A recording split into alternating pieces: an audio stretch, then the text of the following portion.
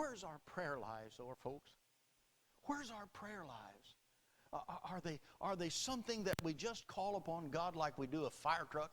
When we get in danger, Lord, quickly, I need you. And then when he comes and takes care of the problem, we just kind of ignore it again. And prayer is not the place of power anymore. It's not the place where my life is invigorated. It's not the place where I see the glory of God and I hear the angels sing and I hear the seraphs saying, holy, holy, holy. And I sense a heavenly atmosphere that begins to flood my soul and begins to invigorate me and begins to give me the strength that's necessary to face whatever obstacle it is there, that I may live for him. We have gotten away from those places of prayer, those places of burden. Our altars are dry of the saints' tears, and because of that, it's dry of the saints of sinners, of the tears of sinners. We've lost the burden for the lost. And prayer is a place of insignificance. It's a discipline of unimportance. And we just try to crowd it in to a few places on a daily schedule instead of getting alone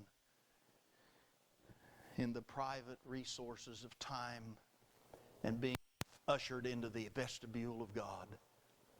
You say, well, preacher, I've never had that experience in prayer. That's what I'm talking about. Oh, that we might come to the place that has made fundamental Christianity what it is today. We're not influencing our nation anymore. You see, the crowd already knows they don't cater. You say no politician caters to the Christian. No, they don't, because they know the Christians don't vote. And as a result of that, they don't try to please them. They try to please all of the other crowds. But the child of God is overlooked because of his lack of participation. I'd like to see a revival in our nation. It's said that revival has only come in our nation when it's at great times of calamity. The Great Depression, World War I, Spanish-American War, World War II. I don't know whether the depression that we've gone through is enough to drive people back to God or not, but if it isn't, it should be.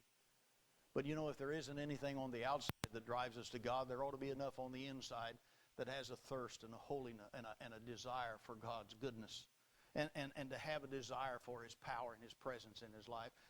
This book ought to be part of our lives. It ought to be part of our thinking.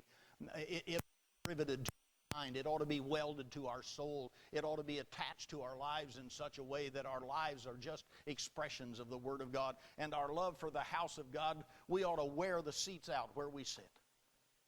And not only should we wear the seats out where we sit by our attendance, but we ought to be praying for every empty seat that's empty. And we begin to pray and get burdened and ask God to bring people to us and send them to us. And then to have the compassion to go out and visit and to reach others with a saving knowledge of Christ. Remember thy lifetime. Remember thy lifetime. Oh, do what you're going to do, but don't relegate God. Don't relegate his word. Don't relegate the church to a place of insignificance, to a place of unimportance. Would you stand with me, please?